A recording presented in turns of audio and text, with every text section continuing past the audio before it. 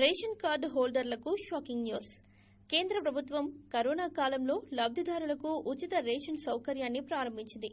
దీన్ని దేశంలోని కోట్లాది మంది ప్రజలు సద్వినియోగం చేసుకున్నారు. అయితే కొంతకాలంగా దేశంలోని చాలా మంది అనర్హులు కూడా ఈ సదుపాయాన్ని సద్వినియోగం చేసుకున్నారు.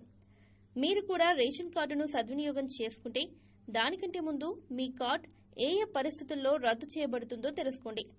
మీరు రేషన్ కార్డును తప్పుగా పొంది ప్రభుత్వ పథకాలను సద్వినియోగం చేసుకుంటే మీపై చర్యలు తీసుకోవచ్చు.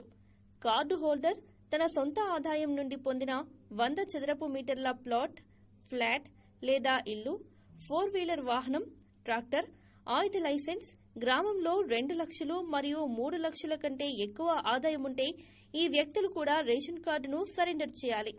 ప్రభుత్వ నిబంధనల ప్రకారం రేషన్ కార్డుదారుడు కార్డును సరెండర్ చేయకుంటే చట్టపరమైన చర్యలు తీసుకోవచ్చు.